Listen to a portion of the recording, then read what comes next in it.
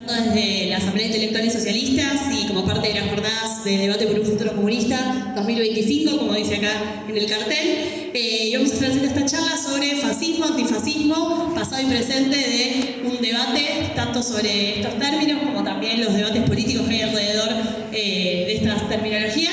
Y bueno, sobre eso vamos a estar charlando con Omar Hacha, Gabriel Piro y Mercedes López Cantera. Los tres son historiadores de esta casa de estudios, docentes también de acá, tanto Mercedes como Omar.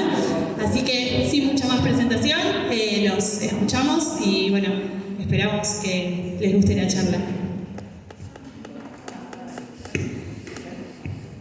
Bueno, buenas tardes a todos, todas. Muchísimas gracias por estar acá. Muchísimas gracias a Gabriel, a Brenda y a toda la gente que estuvo con la organización de esta actividad y también al espacio de la Asamblea de Intelectuales del FIT, que es bueno, donde han surgido estas discusiones y la propuesta, ¿no?, de realizar una serie de actividades que permitan plasmar algunas discusiones que contribuyan a lo que es en este momento llevar a cabo una resistencia, pero también una respuesta con un proyecto, ¿sí?, en el plano de la política ante la tremenda avanzada en la que estamos transitando, estamos padeciendo, ¿sí?, con este escenario de avance de las derechas, ¿sí?, no solo a nivel de la gestión política en nuestro país, sino también en términos internacionales.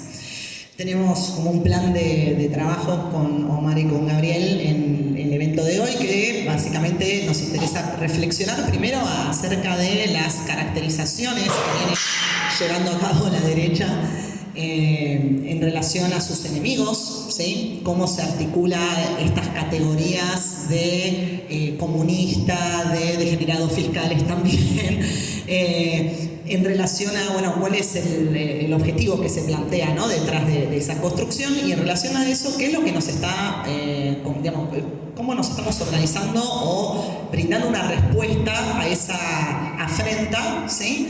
Qué propuestas políticas se están elaborando, ¿no? Bueno, reflexionar un poco acerca de experiencias que hubo en el pasado, ¿no? En el caso de Gabriel, que va a comentarnos acerca del desarrollo de los frentes populares en la primera mitad del siglo, ¿sí?, en el resto y la cuestión del antifascismo, y otras propuestas o lecturas que ahí tomará la palabra Omar, en relación a, bueno, cuál sería la salida frente a esta coyuntura, ¿no? Un gran frente que matice las propuestas, que busque establecer un diálogo para interpelar a aquel votante o persona interpelada por las derechas, o brindar una respuesta a la alternativa real política, ¿no? Bueno, esto es una síntesis muy breve, después hablarán mis compañeros. En mi caso, mi intención es plantear algunas características de lo que es la construcción de los enemigos por parte de la derecha. Yo vengo trabajando hace mucho tiempo en el análisis, el desarrollo del anticomunismo en Argentina, en diálogo también con otros estudios de América Latina. Eso ha sido mi investigación desde hace unos años y ahora continúo con ella. En base a eso me surgieron una serie de reflexiones más de tipo, bueno, ¿cómo es posible en algún momento dado teorizar sobre la construcción de los enemigos de la derecha? Por supuesto que en 15 minutos no vamos a dar respuesta a eso en lo inmediato, pero sí pensar algunas líneas como para no sentirnos desorientados. Puntualmente esto de la libertad avanza y otras identidades políticas que le son funcionales o que la integran, cómo nos meten a todos en la misma bolsa, por qué todo puede ser una desviación que lleve al comunismo, por qué un montón de identidades son puestas adentro de la desviación que genera la ideología de género. Bueno, la hipótesis o la idea de donde yo parto es que, bueno, en realidad no están metiendo a todos en la misma bolsa, sino que hay una construcción que parte de un proceso de clasificación que realizan las distintas identidades de derechas, ¿sí?, que han venido realizando estas distintas identidades de derechas, podríamos decir desde el nacimiento de la derecha moderna, que es el siglo XVIII, aparte, como reacción, ¿sí?, a la Ilustración, como reacción al proceso del iluminismo de la Revolución Francesa, ¿sí?, y a lo largo del siglo XIX, como las posiciones de las derechas conservadoras, ¿sí?, del catolicismo, ¿sí?, a nivel internacional fueron definiendo distintas expresiones como peligrosas para el orden, ¿no? Y acá me parece que es interesante que pensemos en que en la actualidad hay un intento de defensa de un orden que más bien es una ofensiva de reconstrucción, ¿sí? Que incluso se pueden ver en aspectos desde la apuesta a lecturas irracionales, anticientíficas, ¿no? La proliferación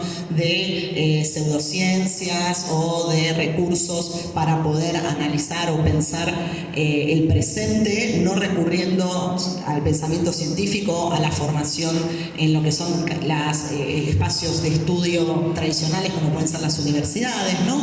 Bueno, hay todo un repliegue que nos hace pensar este proceso de reconservadurización como lo que busca es retrotraernos a un orden que siempre ha apuntado a mantener las jerarquías, ¿sí?, sociales como algo naturalizado, ¿no?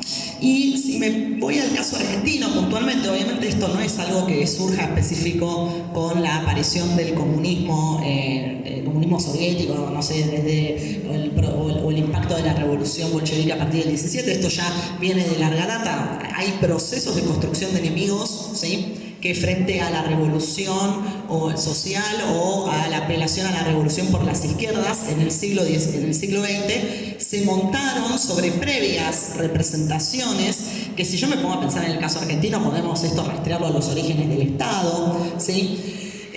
Pero en relación a comienzos del siglo XX se empieza a observar una patente preocupación, ¿no?, del Estado argentino en tratar de hacer un control más estricto del orden público, del espacio público, y esto implicó que las fuerzas de seguridad comenzaran a tener una lectura mucho más afinada, ¿sí?, y en pos de ir diferenciando, ¿sí?, prácticas, ¿sí?, políticas que ocurrían en el espacio público, ¿sí?, que implicaba pensar y reflexionar acerca de la conflictividad social, ¿no? Planteo esto como el eje que puede articular la observación desde fuerzas de seguridad a partir del Estado, desde otros actores civiles, como puede ser el amplio mundo católico, ¿sí?, u otras expresiones religiosas, y también expresiones del liberalismo conservador, ¿sí?, más adelante de la extrema derecha nacionalista, ¿no?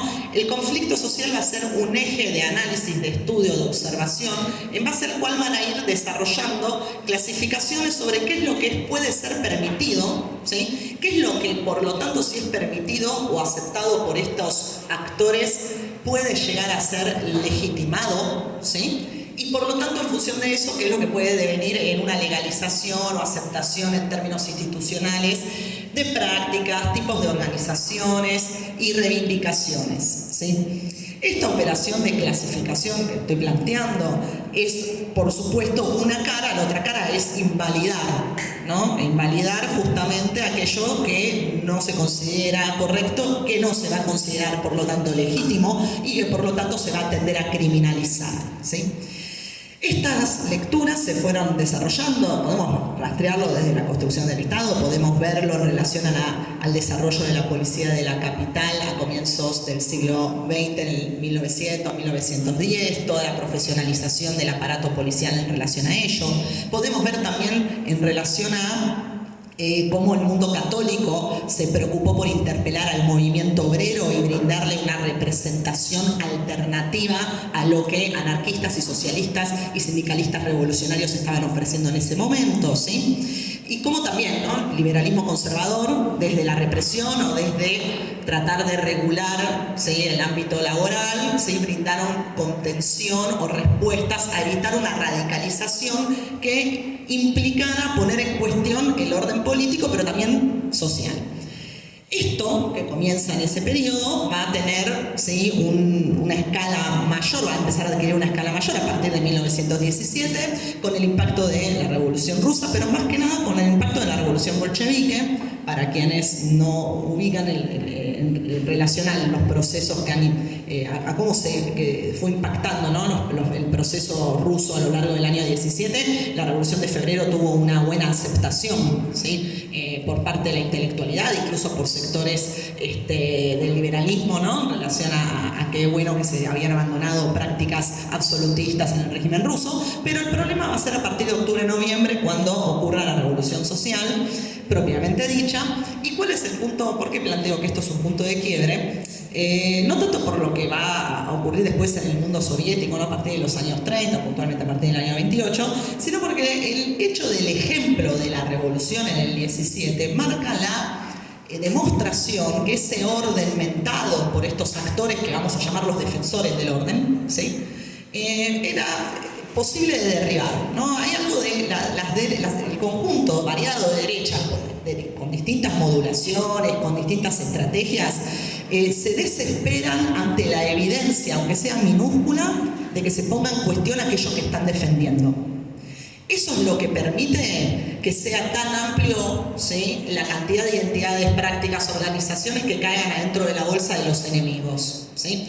¿Por qué digo esto? Porque siempre se tiende a decir, bueno, que la derecha flashea, que los anticomunistas plantean que los enemigos pueden ser cualquier cosa, meten a todos en la misma bolsa, y cuando uno se pone a rastrear en escritos, en propuestas, ¿sí?, en justificaciones de procesos judiciales incluso, uno va encontrando que determinadas actividades, como puede ser la apelación a una solidaridad, ¿sí?, extranacional, ¿sí?, léase el compromiso con luchas externas, como pasó con la cuestión de la lucha contra el fascismo, ¿sí?, en su momento en los años 30 y 40, ¿sí?, el compromiso también con conflictos más allá de lo que tu corporación, ¿sí?, te convocaba, léase huelgas en solidaridad, protestas en solidaridad, huelgas generales, ¿sí?, algo que fracturara, ¿sí?, perdón, algo que, mejor dicho, rompiera la posibilidad de fracturar, ¿no? O sea, que fuera más allá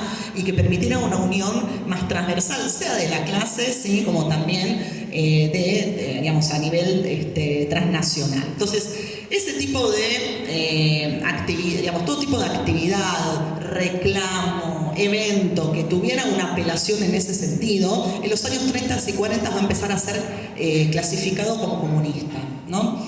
Pongo este ejemplo de lo que pasa con el activismo antifascista, más que nada por cuestiones que después va a continuar Gabriel.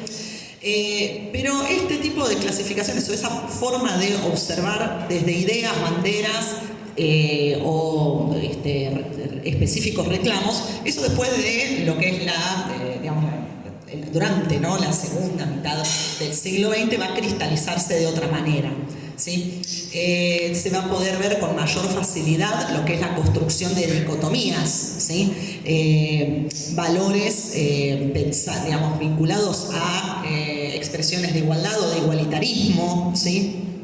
La irreverencia de la juventud, ¿sí? La irreverencia de la juventud durante la segunda posguerra, en los años 50, en los años 60, vista como una afrenta no solo contra autoridades institucionales, sino también contra la autoridad etaria, ¿sí? Esos elementos van a ser como pensados en función de instigar, digamos, de influencias, ¿sí?, que lo que apuntan es a algo mayor, ¿no? Entonces, me parece importante acá reclamar, y empiezo a redondear un poco para no tomar otra palabra, pero me parece acá importante ir redondeando esto de que aunque sea un milímetro a la izquierda, cualquier reclamo que se mueva un milímetro a la izquierda, por más que venga de identidades reformistas, ¿sí?, eso va a terminar siendo clasificado, ¿sí?, como un potencial peligro, ¿sí?, para el orden existente. Ahora, planteo esto para pensar cómo está razonando la derecha, ¿sí? Después, cómo tenemos que razonar las izquierdas, ¿sí?, frente a esa situación. No implica que tengamos que postular, ¿sí?, un resultado, digamos, una respuesta que continúe en diálogo con lo que puede ser una moderación de nuestras propuestas, de digamos, alternativas, ¿sí?, que podamos llegar a elaborar.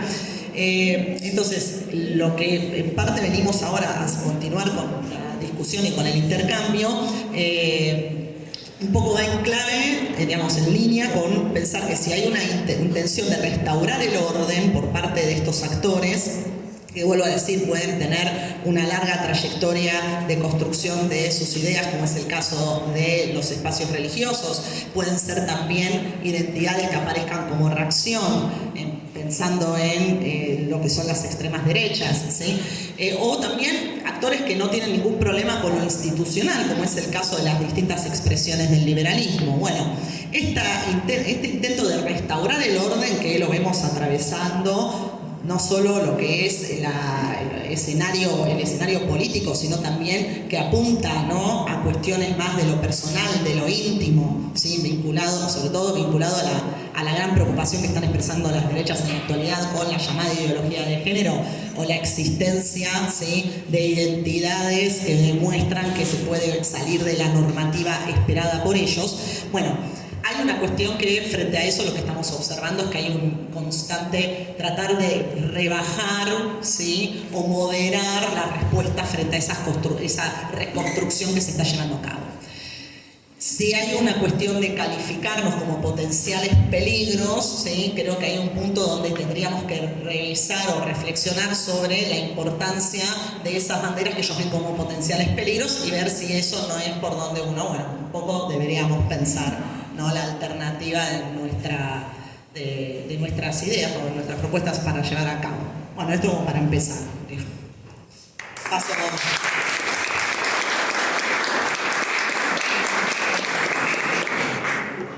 Bueno, no, pongo el coso así. Sí, está para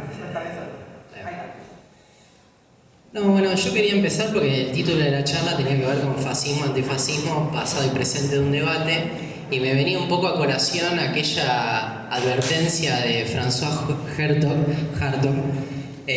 cuando hablaba de los regímenes de historicidad y advertía sobre el riesgo del presentismo, ¿no? O sea, esa idea de un presente avasallante sobre las lecturas del tiempo y un pasado que queda museificado o osificado, digamos, como una cuestión que poco tiene para decir o poco entra en las reflexiones sobre el presente. Y yo creo que los fenómenos que están apareciendo últimamente, muchos de ellos han llevado a la reflexión histórica otra vez a cobrar una centralidad importante, ¿no? O sea, si miramos algunas de las definiciones nuevas sobre algunos de los fenómenos que dan vuelta, todos refieren a alguna referencia histórica, ¿no? Tecnofeudalismo, neofascismo, revolución industrial 4.0, ¿no? O sea, todas las definiciones sobre los fenómenos nuevos remiten de algún modo al pasado, y el problema del fascismo, del antifascismo, también aparece nuevamente de distintas formas, ¿no? Por ejemplo, hace poco salió reeditado el libro Síndrome 1933 de Ginsberg, estuvo también la serie esta llamada Mussolini, hijo de un siglo, ¿no?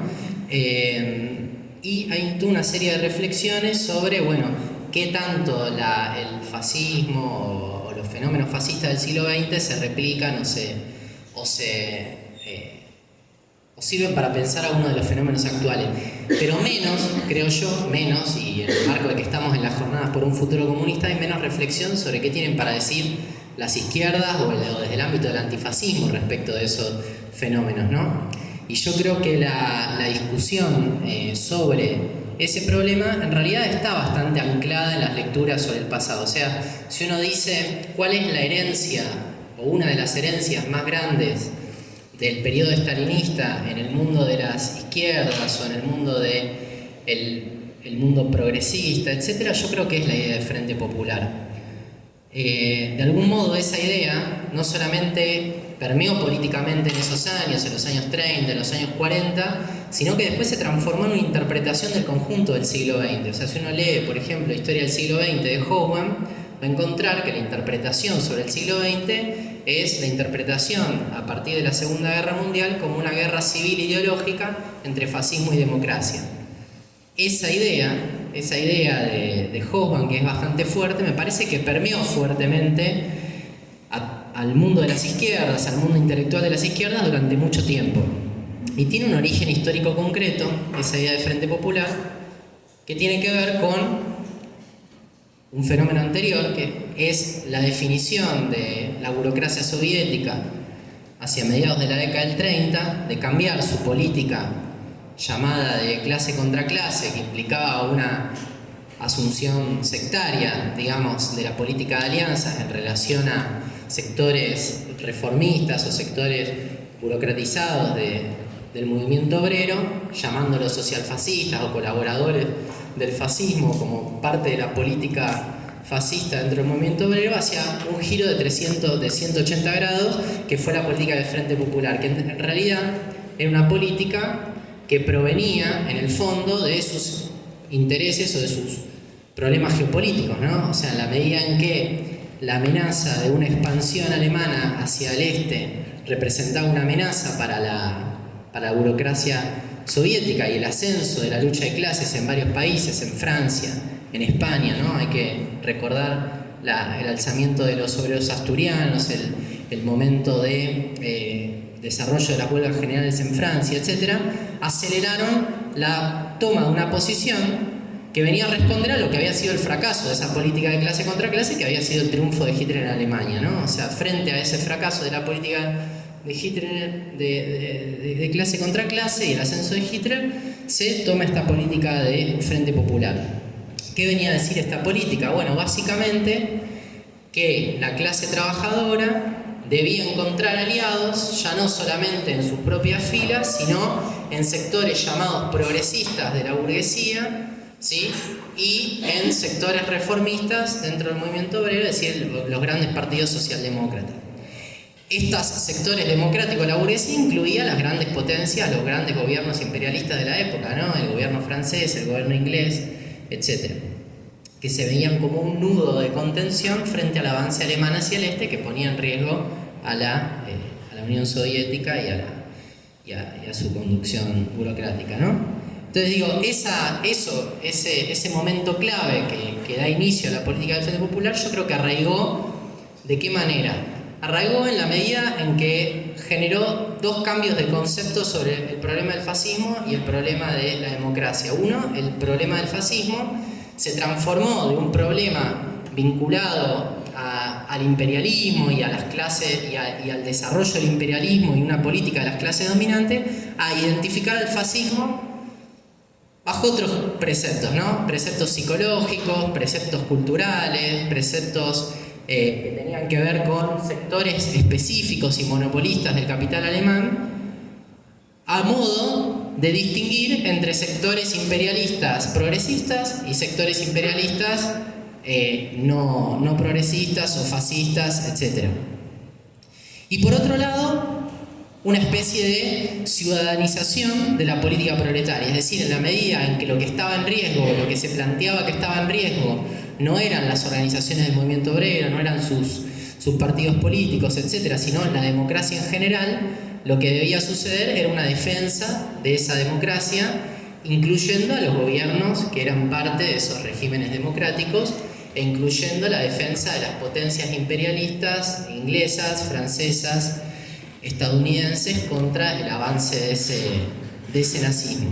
Es decir, fue un momento clave en donde sectores importantes de la conducción del movimiento obrero plantearon la idea de que la clase trabajadora debía ir detrás de una perspectiva de conciliación entre las clases, ¿no? De conciliación o de intereses comunes junto con la clase dominante en función de la defensa de la democracia.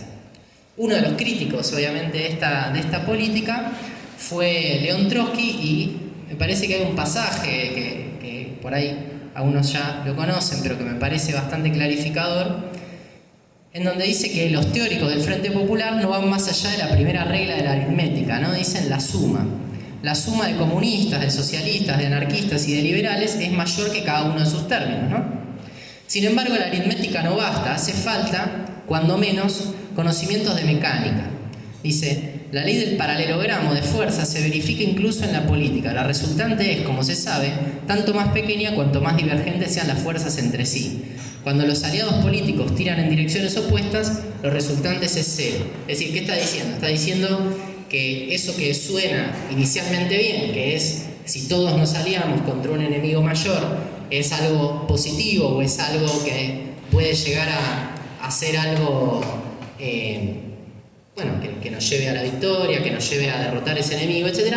No necesariamente es así cuando se trata de fuerzas de clase que son opuestas. Es decir, supongamos los casos concretos en los que analiza Trotsky, ¿no? Trotsky estaba viendo lo que pasaba en Francia, lo que pasaba en España, en donde esa alianza de clases implicaba para los trabajadores, para los campesinos, para los trabajadores franceses que habían iniciado una de las huelgas más importantes de la época, para los trabajadores españoles que habían iniciado con la rebelión de Asturias, uno de los procesos más importantes de lucha de clases en ese periodo, etcétera, renunciar a sus perspectivas más revolucionarias en función de esa alianza. Es decir, bueno, ¿cómo hacemos para sostener esta alianza sin romper los puntos que nos unen? Es decir, ¿qué nos une? Enfrentar al fascismo. ¿Pero qué no nos une? Y expropiar las tierras. Bueno, entonces eso no lo hablamos. ¿Qué nos une? Derrotar a Franco. ¿Pero qué nos separa? Y el control obrero de la producción. Bueno, es decir, tachar esas consignas que separaban los intereses de clase entre trabajadores y burgueses implicó ceder frente a esos puntos esenciales de las peleas obreras y por lo tanto restar su fuerza. ¿Dónde es fuerte la clase trabajadora? Peleando por sus demandas, peleando por sus consignas, peleando por lo que la había movilizado y la que la había llevado a hacer las huelgas generales, o por aquello que eran en realidad consignas o demandas o perspectivas históricas que correspondían a otra clase. Bueno, esa es la crítica central de Trotsky al Frente Popular, ¿no? Ha habido críticas a su vez a la crítica de Trotsky al Frente Popular que tenían que ver con plantear que esto entonces era una especie de esencialismo de clase o que no le daba bolilla a los problemas específicamente democráticos, ¿no? Y yo creo que acá hay dos cosas para reflexionar, ¿no? O sea, por un lado, esta cuestión de por qué la clase trabajadora o por qué Trotsky hacía tanto énfasis en los métodos de la clase trabajadora, ¿no? Trotsky lo que venía a decir era, bueno, nosotros debemos enfrentar al fascismo, debemos pelear contra el avasallamiento a las libertades democráticas, a los sectores, a las pequeñas o pequeños elementos de democracia obrera o de libertades que tiene el movimiento obrero para actuar dentro del régimen burgués, pero ¿por qué lo vamos a hacer con los métodos de la burguesía? ¿Por qué lo vamos a hacer con los métodos de una clase que no es la nuestra? Hagámoslo con los métodos de la clase trabajadora, apelemos a la huelga general, a la autodefensa, a los paros, a la ocupación de fábricas, a todos los métodos que hacen fuerte a esa clase trabajadora. E incluso Trotsky ha llegado a elaborar, creo que son algunos de los elementos más interesantes de sus reflexiones sobre ese periodo, diciendo, bueno, ¿qué hacemos en los momentos en donde esa perspectiva de defensa de la democracia sigue siendo una perspectiva común para la mayoría de las personas o para la mayoría de aquellos que dicen, bueno, enfrentemos al fascismo, defendamos la democracia y que todavía no ven que es necesaria una perspectiva socialista? Dice, bueno, nosotros podemos dialogar con eso, podemos tener una perspectiva. ¿Cuál es? Bueno, la idea de defender esas libertades democráticas o esos elementos de democracia que tiene la clase trabajadora dentro del régimen burgués, pero no con los métodos de la burguesía degradada, en ese momento él hablaba de la Tercera República Francesa, nosotros podríamos hablar de la burguesía actual, sino con los métodos jacobinos, con los métodos de la Revolución Francesa y de la Convención Jacobina de 1793, es decir, con los métodos más radicalizados, es decir, cuestionando a su vez esa democracia, cuestionando los elementos conservadores, los elementos oligárquicos, los elementos monárquicos que tiene esa democracia. Hoy nosotros lo podríamos pensar, ¿no?, a esos mismos problemas, es decir, cómo cuestionar, cómo decir, bueno, estamos de acuerdo con que frente a los avasallamientos, frente a las libertades democráticas, a los elementos más bonapartistas, a los elementos más autoritarios que plantean las nuevas derechas, bueno, cómo defendemos los elementos de libertades que nosotros tenemos dentro de ese régimen. Ahora, ¿cómo lo vamos a hacer? ¿Con los métodos de ese mismo régimen degradado que llevó al ascenso de las nuevas derechas, o lo vamos a hacer con los métodos de la clase trabajadora, cuestionando eso? Por ejemplo, en Chile, hace un par de años, se planteó en el proceso de crítica al régimen de Piñera, un proceso que después no lo vamos a discutir acá, pero que levantó una consigna que yo creo que es importante para pensar este tipo de cuestiones, que es el de la Asamblea constituyente, ¿no? El hecho de decir, bueno, frente a los avasallamientos, etcétera, ¿qué vamos a plantear? Bueno, vamos a plantear, discutamos todo. Si queremos discutir la democracia o cuáles son los métodos democráticos, discutamos todo. ¿Quién decide? ¿Cómo decide? ¿Dónde se decide? ¿Quiénes son los que toman las decisiones? ¿Sí? Y yo creo que eso es algo que puede resultar útil, ¿no? Para pensar algunos de los problemas actuales. El otro día, en una conversación, alguien decía que el Frente Popular era esa idea de unir la marsellesa con la internacional, ¿no? La marsellesa, el canto típico, digamos, de la revolución burguesa francesa, y la internacional como elemento proletario. Y otro compañero, Raúl Godoy, que hacía un tiempo había estado en Francia, decía, bueno, hoy la clase trabajadora francesa, que muchos son argelinos, muchos son inmigrantes, etcétera, no están a favor de cantar la marsellesa, o sea, no se sienten identificados con esa tradición, no se sienten identificados con eso. Y yo creo que esa idea de unidad o de unidad junto con sectores de las clases dominantes que representan al imperialismo en todo el mundo, que representan los que defienden al genocidio en Palestina, que representan los que defienden todas esas ideas bajo banderas supuestamente democráticas contra la derecha, hoy no identifican a sectores del movimiento obrero realmente existentes. Pero eso también es una potencialidad, ¿no? O sea, es la posibilidad de que esas mayorías, esas alianzas, se construyan alrededor de esa heterogeneidad nueva que presenta el movimiento obrero, pero que al mismo tiempo le da fuerza, ¿no? Hoy el movimiento obrero está mucho más feminizado, está mucho más internacionalizado, está mucho más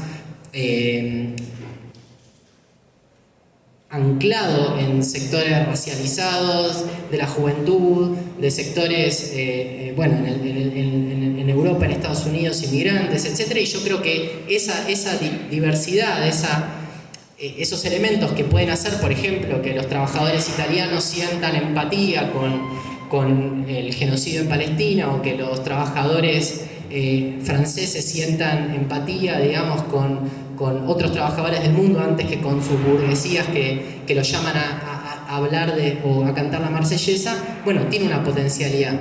Y creo que también es posible pensar eso en los países no del centro, digamos, sino países coloniales o semicoloniales como Argentina. ¿Por qué? Porque esta discusión del Frente Popular también tuvo un eco en ese tipo de discusiones en los otros países, ¿no? La otra vez lo hablábamos con Omar, que en las discusiones clásicas sobre el Frente Popular y sobre el fascismo se decía, bueno, en América Latina y en muchos países coloniales, semicoloniales, el fascismo en realidad es la política del imperialismo. Es decir, si nosotros tenemos que decir quiénes son los fachos en Argentina históricamente, y algunos sectores nacionalistas pueden ser, pero esencialmente fueron históricamente los tipos aliados al imperialismo, los tipos que llevaron adelante golpe de Estado bajo la doctrina de la seguridad nacional, bajo las banderas del imperialismo yanqui, etc.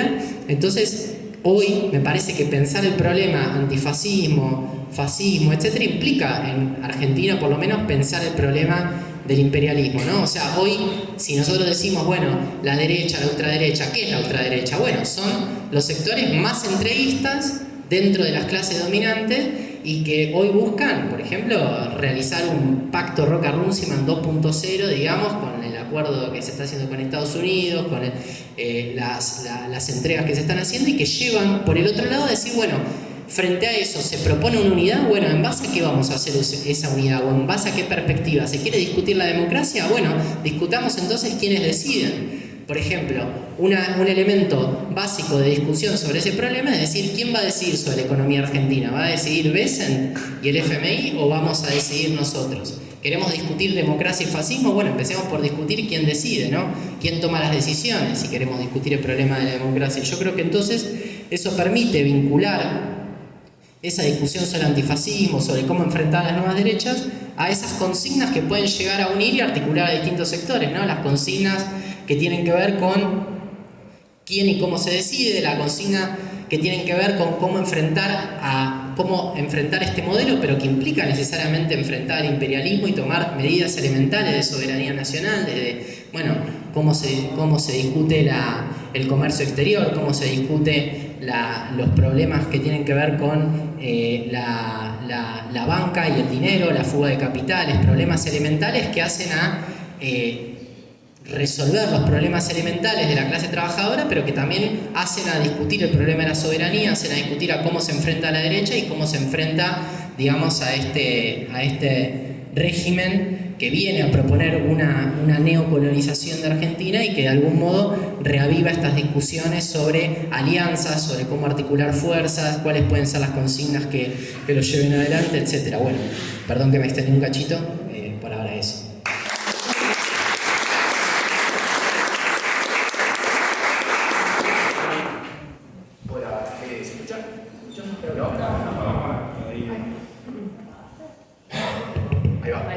Bueno, ¿qué tal? Buenas tardes. Gracias por la invitación y a ustedes, por supuesto, por asistir un viernes a la tarde-noche.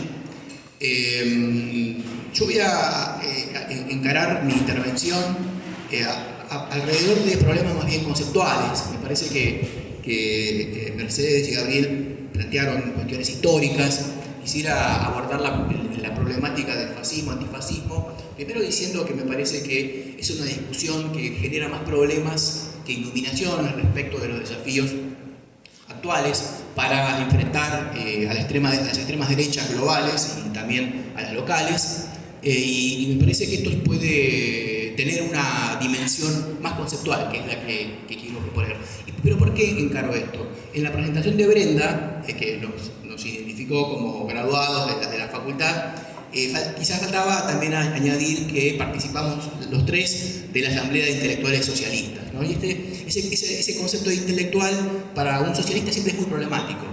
Básicamente porque, como entre varias otras explicaciones posibles, en su obra Trabajo intelectual y trabajo manual, Alfred von Rettel, que es un autor marginal de la Escuela de Frankfurt, él planteaba que el pensamiento abstracto, que en buena medida caracteriza una de las condiciones de posibilidad del quehacer intelectual en la modernidad, y la figura del intelectual es una figura moderna, muy diferente de los letrados coloniales o del antiguo régimen, o feudales que dependían, ¿no?, de un favor de un patrón, ¿no?, de alguien que reconociera ese lugar y de una conexión, de una función, ¿no?, vinculada al poder social. Esta emergencia del pensamiento abstracto para von Rettel es una derivación del intercambio de mercancías. Von Rettel argumenta que cuando se presenta la posibilidad de un intercambio de equivalentes, ahí emerge, dice, una abstracción real. Esta abstracción real quiere decir que ese proceso de abstracción no es puramente mental o intelectual, sino que es una práctica que de hecho se produce en la realidad. Así como en nuestra sociedad burguesa ejercemos las tareas, participamos del comercio y realizamos un intercambio equivalente sin saber, no lo pensamos, sino lo hacemos directamente, ¿no? Marx dice, no lo saben pero lo hacen. Esa abstracción real entonces depende de esa condición de intercambio, ¿no? Y a partir de eso von Rettel encuentra el surgimiento de la matemática y de la filosofía en Grecia, precisamente porque emerge, ¿no?, allí el uso de la moneda, el intercambio de mercancías, y lo que Marx habría justamente identificado en el Capital no era tanto, por ejemplo, la ley del valor trabajo, porque de hecho en Adam Smith o en David Ricardo uno encuentra, ¿no?, la ley del valor, ni que el capitalista se enriquezca, es decir, obtenga la ganancia a partir de una apropiación de una parte no paga, ¿no?, del tiempo de trabajo, que es algo que ya David Ricardo lo había teorizado, y por eso existía una izquierda o un socialismo ricardiano. Lo que Marx detecta es la forma del valor. Y esa forma del valor adquiere diversas modulaciones, la primera de las cuales, ustedes recordarán la frase inicial del Capital, ¿no?, la riqueza en la sociedad capitalista se presenta como una enorme montaña de mercancías, ¿no?, pero lo que se trata de identificar es la forma de esa mercancía. Y esa forma posee una contradicción que a partir de ciertas transiciones dialécticas, ¿no?, deviene en una forma dinero, una forma salario, una forma capital, y finalmente la forma general es la forma más ampliada, es el mercado mundial. Aunque hoy creo que podemos pensar que esa extensión de la forma mercancía está saliendo del planeta, ¿no? Quiero decir, la burguesía ya está pensando en colonizar la Luna y Marte. Pero en todo caso, la idea importante es que hay una conexión entre la abstracción del pensamiento y el intercambio de equivalentes mercantiles. Pero esto tiene otro rasgo que es relevante acá, que esto involucra para Sonrettel la distinción entre el trabajo manual y el trabajo intelectual. Es decir, para que pueda Sócrates o Platón puedan pensar en la antigua Grecia, tienen que existir esclavos, tienen que no trabajar para poder pensar. Entonces hay una conexión allí entre la figura de la acción de la intelectual y la acción intelectual y la relación de clase. Por eso me parece que una de las características del intelectual socialista respecto del intelectual burgués es que nosotros trabajamos, pensamos para eliminar la misma condición de posibilidad de la especificidad de la acción intelectual, de la práctica intelectual. Porque que existan intelectuales tiene como precondición que existan no intelectuales, es decir, trabajadores puramente manuales. Esa creo que es una diferencia fundamental con los intelectuales burgueses. Los socialistas queremos eliminar las condiciones de la existencia de la vida intelectual como una tarea específica, singular y prestigiosa en esta sociedad. Y aparte es muy problemática porque es muy claro con la inteligencia artificial que el capital está crecientemente incorporando, ¿no?, el general intellect, ¿no?, la inteligencia colectiva, como capital constante. Esto en la inteligencia artificial es muy claro. Las profesiones o las tareas que se enseñan en esta facultad van a ir siendo crecientemente, ya lo están haciendo, incorporadas por la inteligencia artificial. Es decir, uno va a poder cargar, por ejemplo, va a poder cargar 100 años del diario La Nación y 100 años del diario La Prensa y le va a pedir a la inteligencia artificial que elabore un análisis de la cuestión colonial de acuerdo al esquema de análisis de determinado autor. Y en 10 minutos o menos, la inteligencia artificial va a producir la cantidad de páginas que le pidamos que haga. Entonces, muchas de las tareas, y todo pasa con la filosofía, etcétera, etcétera. Entonces, ahí hay una tarea muy importante, me parece, para poder pensar este lugar de lo intelectual como crítica de la dominación y la crítica de la relación social que le subyace. Pero creo que hay otro elemento que es, para tomarse en serio, que es la elaboración de conceptos, ¿no? Creo que es una tarea conceptual que uno debe exigirle, ¿no?, al quehacer intelectual. Y en este punto, modestamente, les quiero proponer lo que sería una estructura del oportunismo político en la izquierda, o de izquierda, que en buena medida está presupuesto en lo que planteaban las compañeras o compañeros a propósito de esta divisoria, ¿no?, esta encerrona que parece proponer la noción de Frente Popular, de, bueno, nos vamos a juntar todos los buenos o los progresistas para frenar al fascismo o a la ultraderecha. Y me parece que ahí hay un problema, lo que yo voy a llamar una asimetría, ¿no?, conceptual y en el contenido de nociones y elementos que están presentes en ese oportunismo. Y la idea es básicamente la siguiente. Por un lado, creo que para la reflexión en torno a las nuevas derechas o ultraderechas, o incluso los neofascismos, asistimos a un análisis complejo, ¿no? Tenemos por un lado una evaluación de la situación contemporánea de la sociedad capitalista, un diagnóstico de las transformaciones del mercado de trabajo, de la estructuración de clase, el avance de la informalidad, del desempleo, de la desigualdad, la eficacia de las nuevas formas de comunicación, de las redes sociales, la inmediatez, ¿no?, de estas plataformas que diluyen la posibilidad de pensar, de abstraer y de plantearse problemas de mediana o larga duración, ¿no?, la fragmentación de la subjetividad, del aislamiento de los individuos en estos mundos sin densidad y sin comunicación, sin la posibilidad del reconocimiento y la definición de maneras de pensar, de sentir y de organizarse. En fin, a esto se agrega también contextualizaciones históricas de mediano plazo y las situaciones particulares de corto plazo, ¿no?, que inciden en la definición de determinadas situaciones específicas de cada país o incluso de cada región o de cada provincia incluso. En este sentido, encontramos un análisis bien complejo, ¿no?, un análisis social, un análisis cultural, un análisis económico, intelectual, comunicacional, etc., que efectivamente permitirían dar cuenta de la emergencia de estos nuevos fenómenos, que no son puras ideas, sino que se articulan con instituciones, con actores, con formas de pensamiento e intenciones, pero también con los resultados no queridos de las acciones intencionales, etc. Entonces, este es el primer momento, ¿no?, del diagnóstico. Ahora, cuando se plantea la pregunta del qué hacer, Allí, y esto está, me parece que uno lo puede advertir en la utilización, ¿no?, estratégica del concepto de fascismo, es un aplanamiento del análisis político para enfrentar a esa situación tan compleja. Entonces pareciera que en ese trazado de un límite, ¿no?, donde están el ellos del fascismo y del mundo capitalista y del mundo cultural y subjetivo, ¿no?, que le da nacimiento, puede ser enfrentado a partir de una mera decisión política inmediata que deja de lado todas esas cuestiones previas del análisis.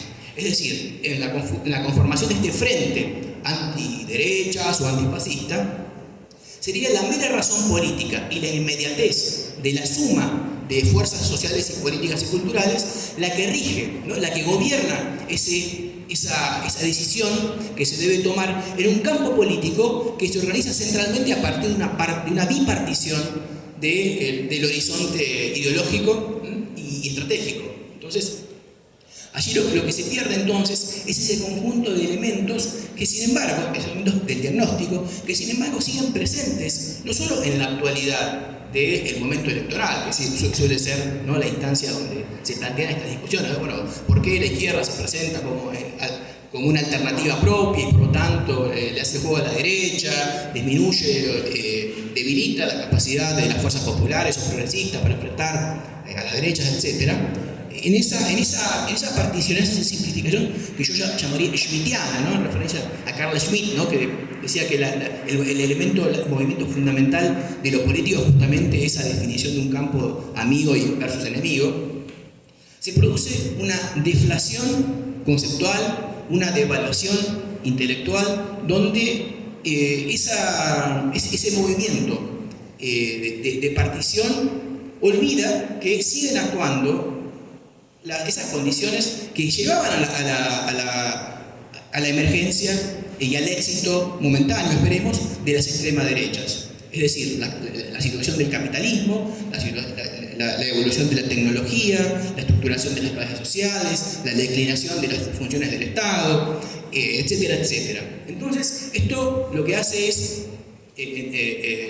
no solo generar una propuesta política que no está justificada de acuerdo al análisis previo realizado, sino que devalúa la relevancia y la capacidad justamente de intervenir en ese momento, porque si las ultraderechas son generadas por esas condiciones tan complejas y múltiples, una respuesta política no puede hacer caso omiso en su estrategia, ¿no?, de incorporar esas mismas condiciones que dieron lugar a la situación tan nefasta que estamos enfrentando. Me parece que esa sería, en este sentido, la estructura conceptual del oportunismo en la izquierda. Entonces, realizar un diagnóstico complejo, pero luego, en el momento de la acción, ¿no?, empobrecerlo, y me parece que esto tiene dos consecuencias, y con esto termino. Por un lado, genera una oferta política impotente. Impotente porque justamente no puede enfrentar, no puede combatir aquellas condiciones que generaron la situación en la cual nos encontramos. Y la segunda, y esto volvemos a la cuestión de los intelectuales, porque es una capitulación intelectual. Gracias.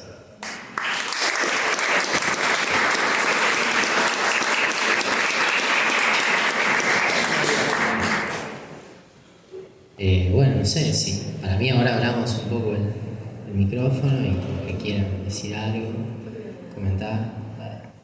Bueno, aprovecho y rompo un poco el hielo, por favor, hablen ustedes también. Pero dos comentarios en relación a lo que justamente aportaron Omar y Gabriel. La primera en relación a lo que dijo Gabriel sobre la cuestión del problema del antifascismo, la ciudadanización de la política proletaria, ¿no? Como hay todo una moderación y una institucionalización, ¿no?, de la lucha antifascista. Bueno, hay algo, no sé quiénes están acá de la carrera de historia, que estudian o que son egresados de historia. Levanten la mano para saber. Gente de historia, no hay muchos de historia o no, poca gente de historia. Dentro de la historiografía, de la literatura, bibliografía que hay sobre las derechas en la Argentina y en América Latina, la dicotomía autoritarismo-democracia es permanente, ¿sí? Es como el lente desde el cual se analizó durante muchísimo tiempo las derechas. En los últimos 15 años hubo toda una renovación del campo sobre derechas, que se introdujeron un montón de variables, la cuestión del anticomunismo como algo más presente, la cuestión también de interpelar a la clase trabajadora, bueno, género, se incorporaron nuevas variables, pero durante mucho tiempo al discutir o pensar a las derechas era hablar en pos de la cuestión de la democracia, ¿sí? En defensa de la democracia, pero no una democracia socialista o una democracia sustancial, ¿no? La democracia institucional muy acorde con lo que fue la construcción del consenso democrático del 83. ¿Sí? Digo esto porque en la actualidad muchos autores, autoras hablan de este escenario del ascenso de las derechas como la crisis del consenso democrático que se construyó en torno al 83 en adelante, ¿no? Lo que estamos viviendo ahora, a 40 y pocos años de la democracia, del restablecimiento de la democracia, es una crisis de ese consenso, ¿no? Y me parece que está bueno, por un lado, reflexionar sobre la crisis de ese consenso y pensar que hubo una construcción en los últimos años, en los últimos 40 años, no tan pocos años, que reforzó mucho esto de autoritarismo versus democracia, una impugnación a la cuestión de los crímenes de lesa humanidad, pero no pensar actores, o sea, se empezó a pensar relativamente hace poco en la identidad de esos actores, en la larga data de esos actores, ¿sí? Que continuaron existiendo y desarrollando su vida política y observando y evaluando y armando su contraofensiva, que ahora la vemos plasmada, ¿no? Entonces ese era un primer comentario, pensar cómo la historiografía también durante mucho tiempo hizo ese juego mal menorista que estaban planteando, y lo otro que era un comentario en relación a lo que decía Samar sobre el rol del intelectual, que es un poco también tomado, capitalizado por la derecha, pero desde otro lado, esta crítica que se hace sobre la investigación científica como una desviación de fondos que están sacados de la contribución de la sociedad. Entonces, ¿cómo quiebra, ¿no?, la derecha la empatía, ¿no?, con la defensa de las universidades, con la defensa de la ciencia, del desarrollo científico argentino? Apunta a esto de, claro, esto lo hacen con la tuya. Bueno, nada, que pensaba que también hay una versión a la derecha de esa reflexión. Hola. Gabriel, estuviste hablando del Frente Popular, Gaby, y me gustaría que quede como más claro si vos podrías dar quizás ejemplos concretos, igual los diste de Frente Popular, pero por ahí más en Latinoamérica o trayéndolo acá a la Argentina en la coyuntura actual, ¿cómo podemos diferenciar lo que es el Frente Popular de lo que vos dijiste, ¿no?, la clase trabajadora usando sus métodos de clase que le llamamos Frente Único Obrero? Quizás si podés dar un ejemplo claro de Frente Popular y Frente Único Obrero, como para bajarlo a tierra para quienes no somos intelectuales. Buenas. Bueno, muy buenas las intervenciones.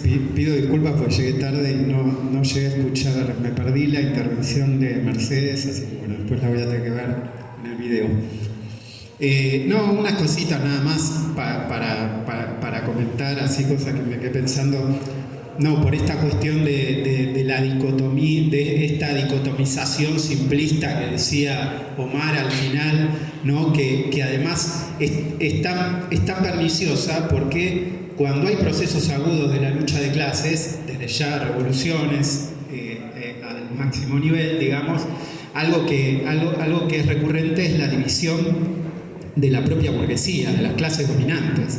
Es decir, es muy difícil que haya un proceso revolucionario sin división de las clases dominantes, con lo cual, en general, las diferentes facciones de la clase dominante como que buscan incorporar detrás de sí a un sector de las clases subalternas, ¿no? Es como una mecánica más bien típica de las revoluciones, y justamente este simplismo te ata de manos, digamos, ¿no?, para enfrentar eso, porque siempre hay dos campos, digamos, cuando inician las revoluciones en general, que tienen que ver con las diferentes divisiones de la clase dominante. El problema justamente, como vos decías, es cómo se plantea una política que dé cuenta de esas determinaciones de clase y pueda abrirse paso, ¿no?, en esa división inicial desde un punto de vista de la independencia de clase, de la clase obrera, etc. Y en última instancia esta dicotomización así entre sectores de la burguesía, digamos, es la propia lógica del Frente Popular en uno de los campos, ¿no? Esta idea de atraer, por lo que comentaba Gaby, que también me pareció que estaba muy bueno, y después del otro lado, en última instancia, el problema del Frente Único, ¿no? Lo que decías recién, que de alguna forma es un intento de pensar la articulación de las fuerzas de clase más allá de esa dicotomía que se plantea ahí, y creo que va más lejos, ¿no? Por lo menos mi interpretación de la táctica del Frente Único es como que es una idea que tiene Trotsky, la interpretación que hace Trotsky, me parece, tiene que ver con desandar la idea de, bueno, ¿qué es un organismo soviético? ¿Qué son los organismos del poder constituyente de la clase trabajadora, ¿no? Y en última instancia el Frente Único es cómo pensar en las formas embrionarias del desarrollo de eso. Es decir, cómo se puede articular un poder constituyente de la clase trabajadora que rompa esa dicotomía, ¿no? Simplista, que no da cuenta de las determinaciones que dieron lugar a los procesos de lucha, etcétera, que planteaba Omar. Entonces, nada, simplemente comentar eso que me surgió de la reflexión, y creo que es un debate muy importante para pensar el problema fascismo, antifascismo, porque además, tiene mucha actualidad. Es decir, tiene mucha actualidad, aunque haya pocos ejemplos, si se quiere, para poner a gran escala, pero creo que en el caso de Italia, por ejemplo, que pasó hace poco, que hubo 2 huelgas importantes, el 22 de septiembre y el 3 de octubre, contra el genocidio en Palestina, ¿no? Y que ahí se dio una articulación de clase con elementos hegemónicos alrededor del movimiento estudiantil y populares, con los cortes de autopista y todo que pasó, que creo que, digamos, de los fenómenos más novedosos, me parece que es una cosa que está buena para reflexionar, porque también era contra Meloni, que es parte de esa nueva derecha, aunque más moderada, etcétera, si se lo compara con las versiones más radicales, pero también era contra Meloni, era contra el imperialismo y era contra una de las acciones más contrarrevolucionarias que hay en el mundo, que es la de Gaza, ¿no? Entonces, nada, comentar eso, nada más. Bueno, primero, muchísimas gracias por la mesa, sumamente interesante, y yo voy a hacer algo muy concreto y pequeño.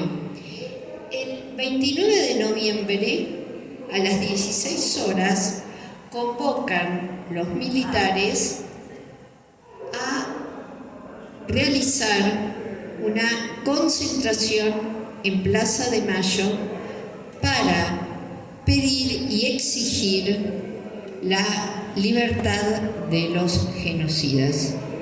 Entonces pregunto, ¿qué vamos a hacer? Ya que estamos hablando de frentes, yo no tengo nada en claro, lo que sí tengo pavor, porque esto no lo pudo lograr Macri el 2x1, pero sí lo puede lograr este gobierno. Entonces, frente a una situación tan tremenda que nos llevó tantos años, yo creo que de acá soy la más vieja de todas, que nos llevó tantos años y tantas luchas, que se entregue, porque lo van a lograr, porque son capaces de hacer eso y mucho más. Y porque tenemos una vicepresidenta que es negacionista, que es parte de integrantes de la dictadura cívico-militar. Entonces, eso es lo que pregunto, pero no lo pregunto solo a la mesa, sino lo pregunto entre todos nosotros, a ver qué vamos a hacer. Bueno, celebro este espacio para venir a pensar un poco, ¿no? Ustedes tiran un poco la pelota y nos dejan, bueno, nos hacen resonar ciertas cosas, ¿no? Las interpelaciones del presente también que traen estas experiencias históricas, tanto como hay una historicidad en la forma de clasificar y como estos miembros de esta derecha radical que nos gobierna, ¿no? Están agazapados, nunca se fueron, sino que estuvieron durante décadas reformulando su proyecto de poder. Entonces, en ese sentido me pregunto, y retomando uno de las provocaciones de Omar, ¿qué hacer, no? Volver a Lenin para llenarlo de otro sentido, ¿no? Porque está bien la exhortación a la clase obrera argentina, pero ¿cómo se configura la clase obrera en la actualidad? Sí hay un sector de esa clase obrera que apoya estos proyectos. Y hace 2 semanas atrás tuvimos la noticia nefasta de que fue refrendado en las urnas. Y es cierto que necesitamos refundar una nueva institucionalidad, pero por el momento es esta la que tenemos. Entonces, ¿qué clase de intervenciones nos tenemos que dar? En relación también a lo que está pasando con la potencial liberación de los genocidas, pero también con nuestros derechos laborales, ¿no? Entonces, hay un proceso de fortalecimiento de su propia capacidad de daño. Entonces, se está amplificando. Entonces, tal vez necesitemos discutir en otros términos esto que está sucediendo. Tal vez dejar de lado un poco la idea del fascismo y pensar en esta avanzada, no sé si post-neoliberal, no pensándolo como se ha pensado hasta ahora en el concepto de post-neoliberalismo, ¿no? Sino, bueno, ¿qué categorías elaboramos para dar las luchas que nos debemos y que nos obliga a realizar este presente? Porque hace una semana están con lo de la reforma laboral, ahora con esto, ¿no? Por las catacumbas emergiendo con la liberación potencial de los genocidas. Bueno, eso, no sé.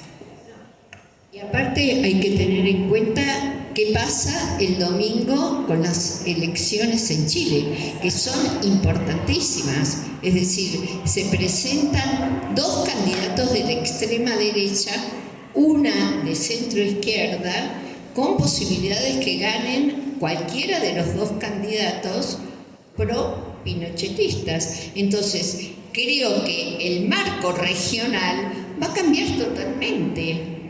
No me cabe ninguna duda. Digo, Lula está peleando hay alrededor de 75, 80 millones de bolsonaristas en Brasil. Y lo único que queda más o menos en la región es Uruguay. Después el resto es en una crisis pavorosa de derechas y ultraderechas sin límites. Y creo que Trump, si no me equivoco, si no lo estoy pensando de manera paranoica, porque en eso me caracterizo, Trump está mirando nuestra región y tiene una fuerte influencia sobre nuestra región, que no pasa lo mismo ese mismo Trump en Europa o en Asia. Entonces quiero tener como algún tipo de, como bien planteabas vos, ¿no? ¿Qué hacemos con todo esto?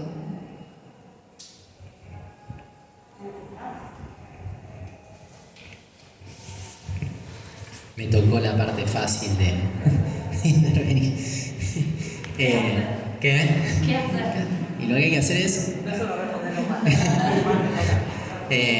No, quería decir 3 cosas por ahí breves. Una, sobre el tema del pacto democrático, que me parece que se vincula a esto. O sea, yo creo que efectivamente en Argentina en los últimos años, en el ámbito intelectual, pero también en otros ámbitos, se discutió esta cuestión, ¿no? De si Milei representaba la ruptura del pacto democrático. Yo creo que hay que partir de que ese pacto democrático no existió como tal, digamos. O sea, lo que pasó después del 83 en adelante fue una salida pactada, en tal caso con los militares, después de un momento en donde una de las posibilidades era que la movilización popular terminara con la dictadura y que se planteara un escenario abierto post-83 que los partidos, el peronismo, el radicalismo decidieron canalizarlo mediante la perspectiva electoral post-83 y que de hecho la política respecto de lo que había pasado en la dictadura habilitó todas las ambigüedades que ocurrieron en el periodo después, ¿no? La ley de obediencia de vida, punto final, los indultos a los genocidas, etc. Digo,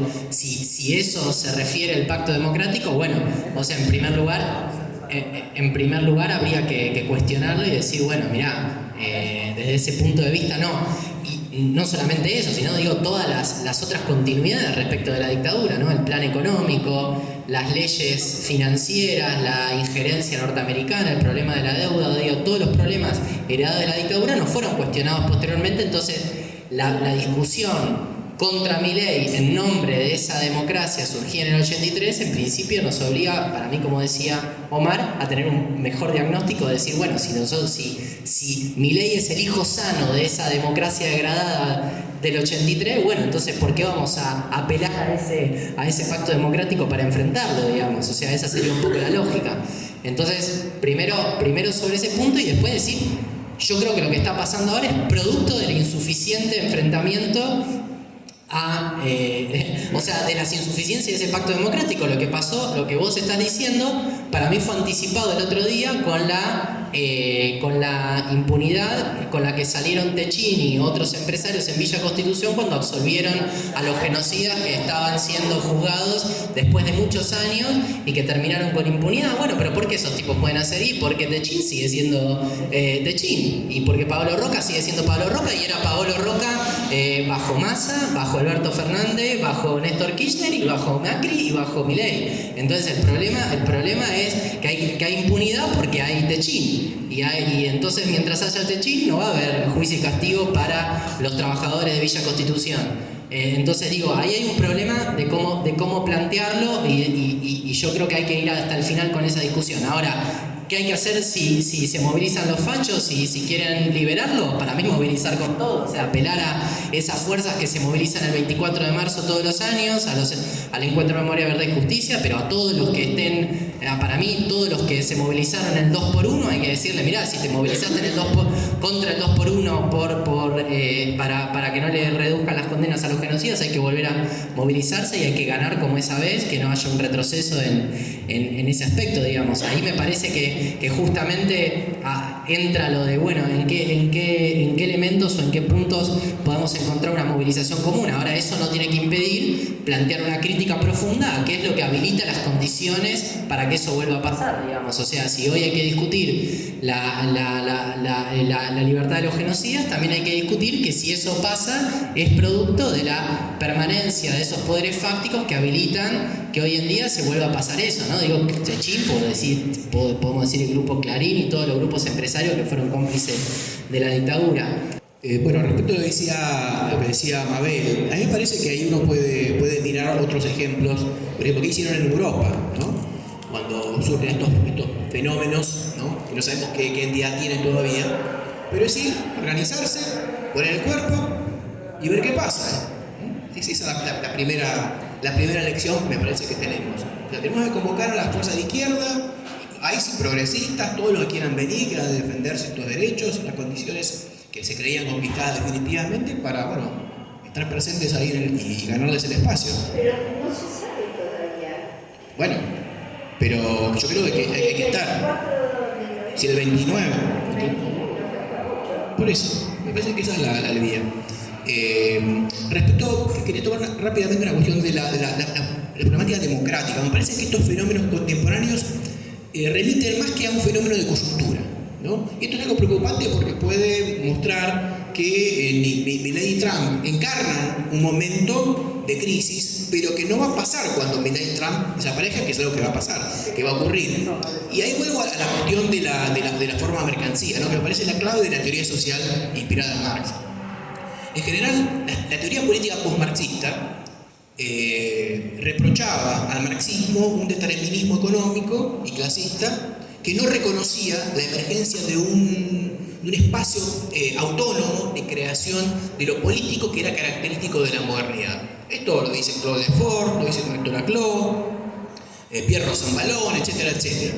Pero yo creo que la situación contemporánea muestra que uno puede recuperar quizás como una crítica de esa autonomía de la política o de lo político a partir de pensar cómo la forma mercancía también ha colonizado la política y la lógica democrática. De modo tal que se construye ya al votante, no como un partícipe, un espacio público, republicano, de generación de un reconocimiento político y la construcción de un sujeto popular que sostenga un lugar de soberanía, sino un consumidor más. ¿No? Entonces me parece que nos encontramos en un momento, justamente por el desarrollo de la relación social capitalista, de una crisis profunda de la democracia moderna.